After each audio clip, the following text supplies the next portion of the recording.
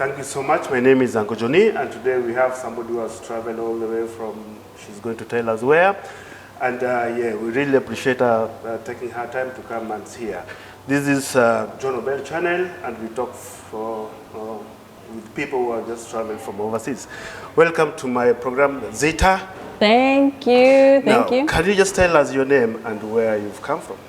My name is Zita. I've come from Cape Town, South Africa, 12 years ago. Wow. It was a very spontaneous move. It kind of just happened on its own. Yeah.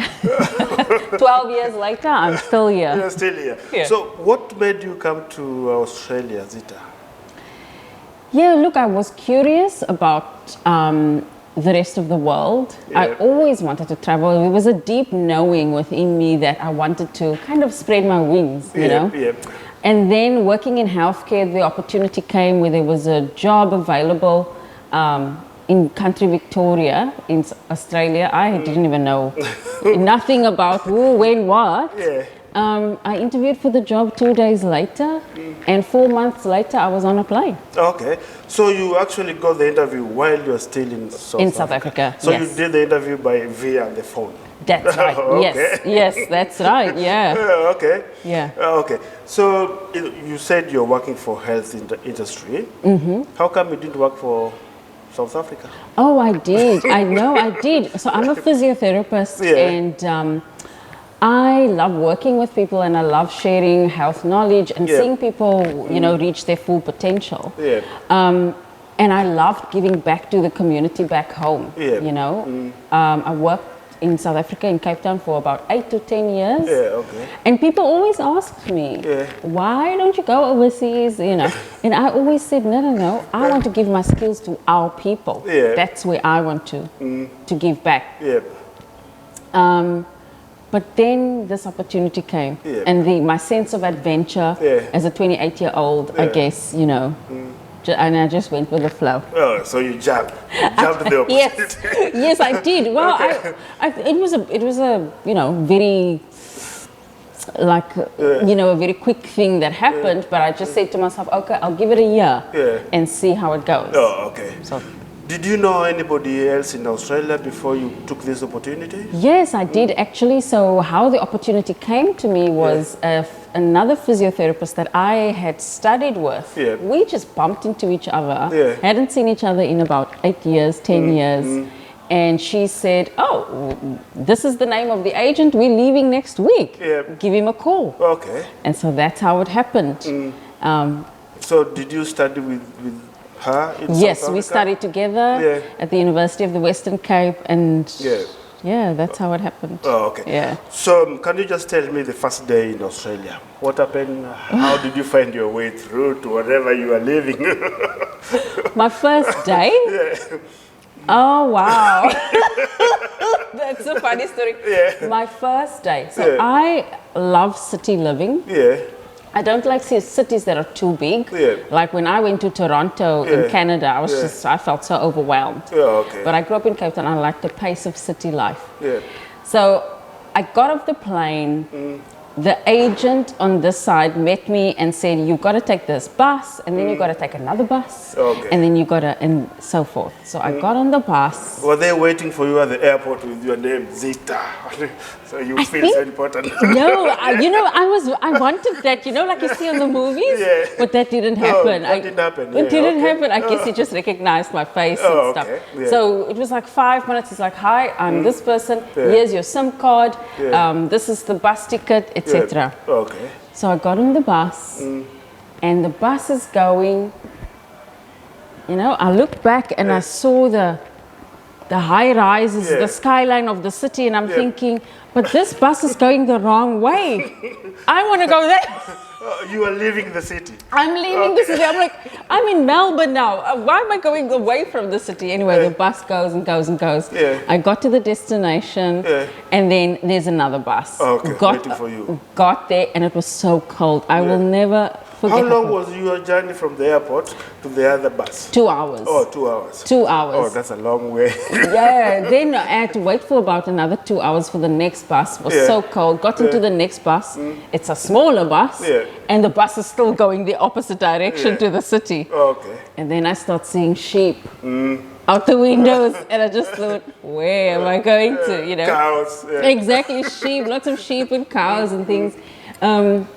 But I ended up spending 3 years in that small town. It's a sheep shearing, farming town. And it was actually quite a good base for me to start. It was a nice slow pace. It was a nice, decent sized hospital where I could learn the Australian and get used to the Australian healthcare system without the pressure of city life, you know.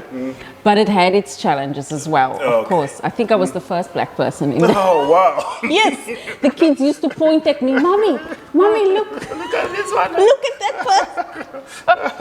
She has a very big tattoo. You know, for me, one of the child told me, Daddy, look at him, he's got a big tattoo. I was like, he was a small So you child. thought your whole skin was a tattoo? Yeah. Oh, isn't that interesting? Like, no. This is my skin color. Yeah. I am black. I said, oh, okay. Yes, wow. And the father didn't know where to look. But anyway, that's a different story. Now, tell me about the language barrier.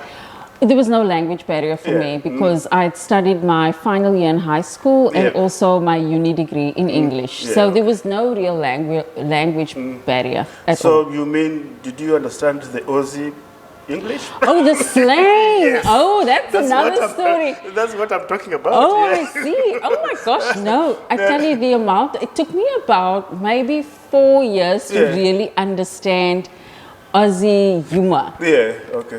There's a lot of sayings. I now love the sayings. I learned so many sayings, you know. And it's kind of funny and it's, but at first everybody would be laughing and I'd be like, what do they say? what are they saying? Are they laughing at me? What's going on? You know? But it took some time, but I get it now. So now you get it. I get it, most of it. I actually also try now to make Aussie humor kind of jokes. Yeah, okay. Sometimes it backfires. Yeah, they don't get it. Yeah, they're like, but then I just say, oh, I was just trying to be Aussie, you know, and then they kind of understand. Yeah, okay. So. Now, let's talk about food. Did you find your food from South Africa here? You know, this is in the bush where you are. Yes, in the bush that I came to. Food wasn't such a big difference for me. You know, because South Africa was colonized by the English, Australia, English colonization as well. So it wasn't such a big difference. The one thing that was very overwhelming was going into the shops and seeing all the variety of products, new brand names, you know, so getting used to that kind of thing. So, what kind of washing powder am I going to use now? You know? That kind of thing. We just go for Omo, which is everywhere, which we all know. Oh, you didn't know Omo. Yeah, no, but it's not the same packaging. You know, we have our brand, but here it's like Omo, super, pop. Yeah, so you didn't get that, yeah? I mean, it wasn't a big deal, but I was just overwhelmed at all the different brands and all the varieties and stuff. I mean, that was an easy thing to get used to. But in terms of the food wasn't a big deal for me. I'm not a very traditional person anyway. So I eat, you know, meat, fruit, vegetables. Yeah. So you stayed here how long before you went back to South Africa to visit? Can I just go back to that last question because I'm just remembering something. I remember being invited for the first time to an Aussie home for dinner. And the dinner comes and there's no rice. I thought, now what is going on here? No rice. There's no rice on the plate. It's only vegetables and meat. I think, I'm gonna be hungry after this. You'll go back and pass by KFC. I did. McDonald's. No rice, no potato. I was very confused. Oh, okay. I thought, what are these people doing to me? You know, they must be poor or something. So yeah, but now I've adapted. I don't eat rice myself. Oh, okay, no. okay. Yeah. So you didn't ask them, Oh gosh, no. something's missing here? No. My mother taught me that. Oh, you are very polite, yeah? Yes, of course, yes. Okay. Yes. Yeah, now we were just talking about you going back to South Africa. Oh, yes. How long did you go back, and how did those people in South Africa receive you? Yes, so that's a very interesting question. I actually went back very soon after. It was about maybe 6 months. Yeah. Because my friend was getting married. Yeah, okay. And also there was some family connection that happened, and I wanted to meet this person. When I came back, I was very excited to be home again, see everybody. Everyone had a lot of questions. And I don't know, I got the sense of kind of reverence that people were kind of in admiration. I don't know, but there was something that I couldn't put my finger on that was different, you know. Maybe people were just curious or something, but so that was my first time back. You're from overseas. People want to know how you are living there, what you do. Did you meet somebody, something like that? Did they ask you lots of questions? Yes, they did. Yes, I guess they did. I feel like it's so long ago. It's so long ago. The main thing is I couldn't believe how many people wanted to see me. So many people wanted to see me, which was nice. Which was really nice. What about your parents? My parents, no. So my parents had passed away already. So there wasn't that. In terms of family, I've got half brother and half sister. Was very excited to see them. Now, just going back to your siblings, your brothers, when you told them, now I'm going to Australia, how did they take that news? Yes, look, to be honest with you, I'm one of three, and I've always been the one that does life differently. So they were not surprised. They're not surprised about anything that I come up with. Of course. You're the black sheep. Yeah, exactly. You can go. Exactly, go. Do whatever you want, you know. So I guess I've always been a very independent thinker, you know, because I lost my mom very young, so I kind of, you know, raised...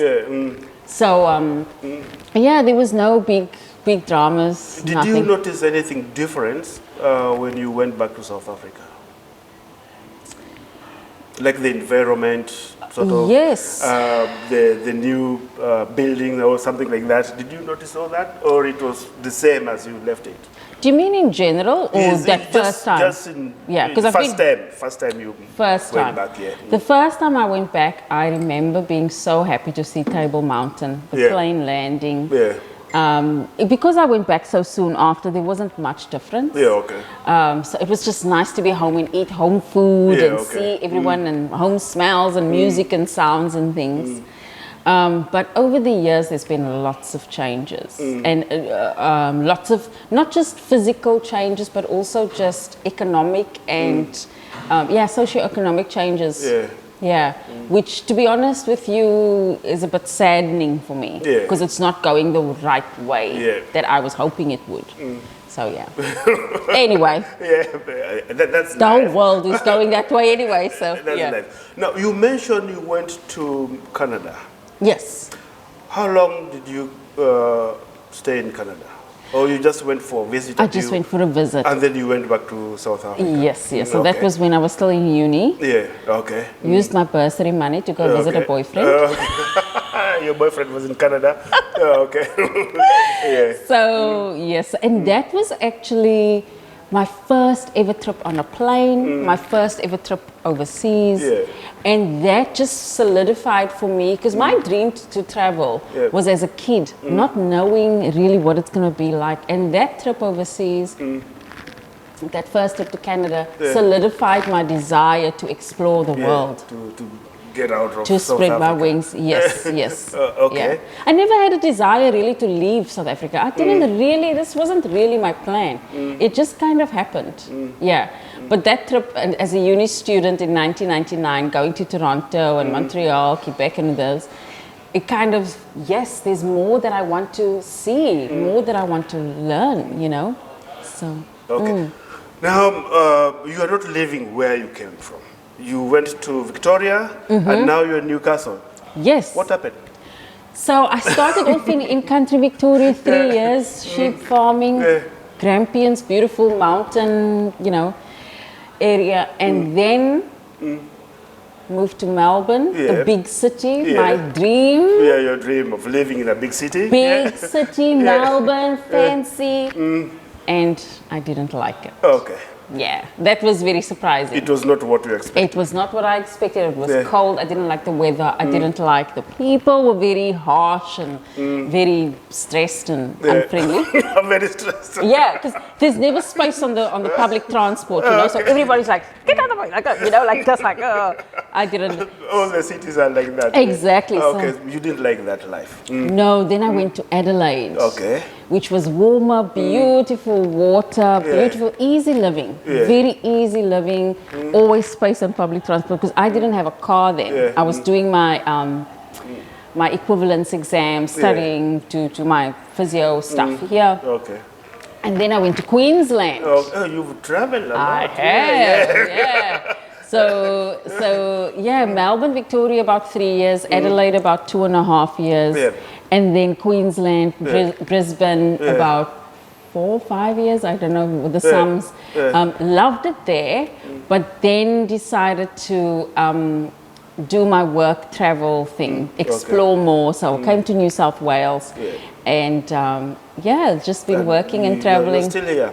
I'm still here. Well, COVID times. COVID restriction stop you from traveling Exactly, yeah.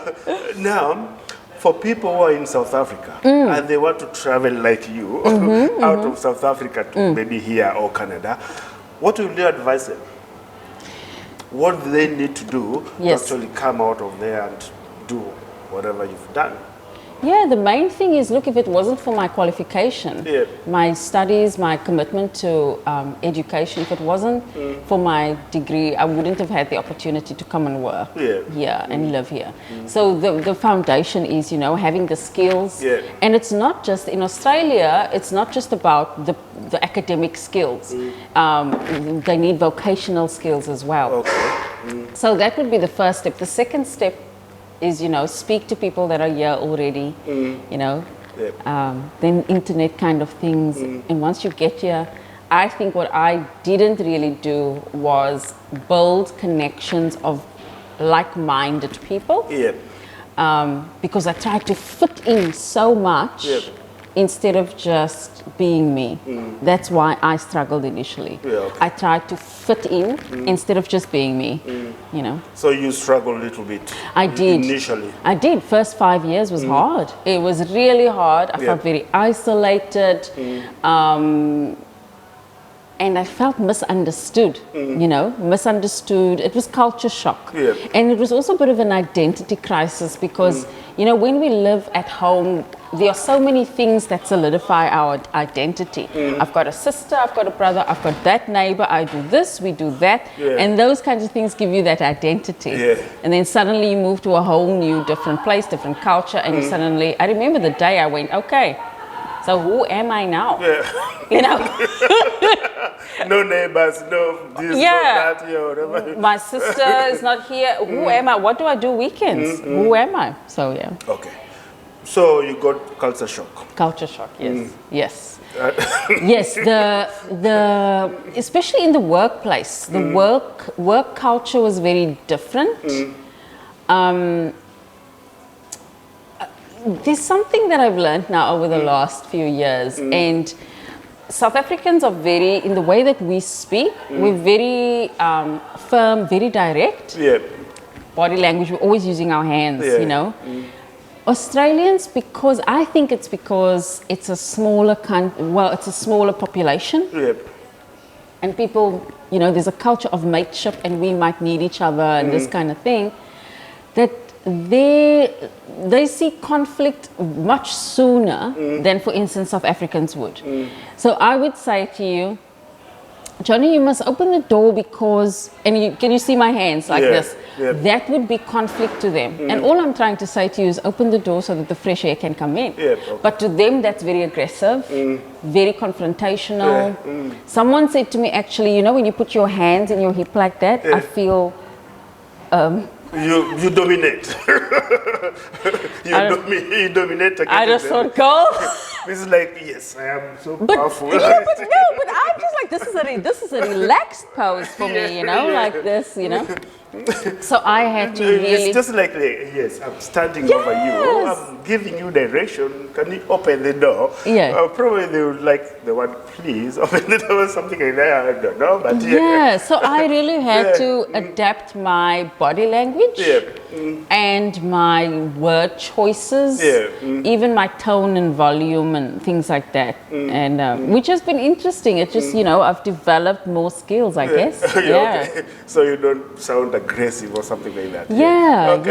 It's still a journey. It's still a learning curve for me. Yes, you know? we all learn every day. Exactly. So people from Australia who are going to South Africa, where can they go and what can they learn from there? Oh, Australians going. Okay. Wow, awesome. I would recommend that Australians going to South Africa do some of the stuff that are off the beaten track. Okay. You know, speak to your South African friends here in Australia and let them connect you with locals and stuff, and really spend time with people. Like, you know, instead of just going to the resorts and I mean, you can do the resorts and everything else, but also add a bit of local culture and local tourism. In Cape Town, we've got a lot of smaller tour operators that do local tours and stuff. So there's like, it's pretty awesome. See, you're making me miss Cape Town now. You miss home. That's really very good. Now, I just want to take you back a little bit here. Do you miss South Africa very much, or you like here very much? That question is so hard. Because I guess the short answer is I'm happy where I am. You're happy where you are? I miss my friends and family. But I've had experiences now where I know I cannot live in South Africa again. You've changed. Well, for instance, the last time I was in South Africa, there was the guest house I was staying at was held up the owner was held up at gunpoint. Okay. And I was the person that had to ring the police. Okay. So, you know. So they're still violent in South Africa. Yeah, and I know why. I understand the whole picture, but... Tell us. Let us know. Is it the economy factor that brings this violence? You know, I'm looking at you now because, like, why are you asking me this question? I don't want to upset anybody. But, you know, it's an issue. It's a very complex issue. People are violent when they don't have what they need. And that comes from not laziness. You know, people are not poor because they're lazy. People are poor because they don't have the opportunities to work. Everybody wants to be productive. Everyone wants to build that self-esteem, knowing that they've contributed to something bigger than who they are, you know. And then then I go, okay, so why don't people have jobs? Then you have to obviously go back to the apartheid era, you know, where education system wasn't equal. People have for generations been told that they are worthless. And so that's passed on, you know. It's a very deep, it's not just, oh, you know, people are violent, there's crime. No, it comes from a certain place, and that place is very far back. So it will take a very long time before I think we can let go of those traumatic messages. I had to let go of some of them, you know, and that's why living here has been such a blessing for me, because I have been able to not be distracted by things like crime and not being feeling safe. So my brain power now, instead of being used to secure myself, because I can relax, I've been able to work on myself and go, okay, why do I feel these things? Who, you know, so. Yeah, that's good. You have a story. I think we'll get you back here again so you can talk about that story. Yes, yes, there's a lot. Yeah, there's a lot going on. I'm trying to stay on track, but but now, just when we are closing now, I just want to ask you the last question. Coming here, was it what you were expecting? Today? Yes, in Australia, coming to Australia. Yes. Was it what you were expecting to get? It was not what I expected to get. Yeah. It was more than I could ever have imagined for myself. Yeah. I am so happy and I almost want to cry, but like out of gratitude. Yeah. And I think it could have been probably any, I'm not sure if it could have been any country, but coming here has given me, like I said, the opportunity to really have the time to enjoy my life. Yeah, okay. Yeah, so it wasn't what I expected, it was more and it was better. So it was for the better? For the better, absolutely. Okay. Yeah, I feel very, very lucky. Oh, thank you very much, Zita. Thank you John. for appearing on my YouTube channel. So you've had Zita journey. It's very interesting, and if you wanted to follow, if you wanted to know more about Australia, watch this video, send messages on the Comment section. Comment section. Zita will answer some of them, and she will actually tell you how to organize yourself and to come to Australia and be happy like her. You can see she's very happy. Thank you very much. Thank you, John. Yeah, my name is Uncle Johnny, and thank you very much. Thanks, Uncle John, for having me.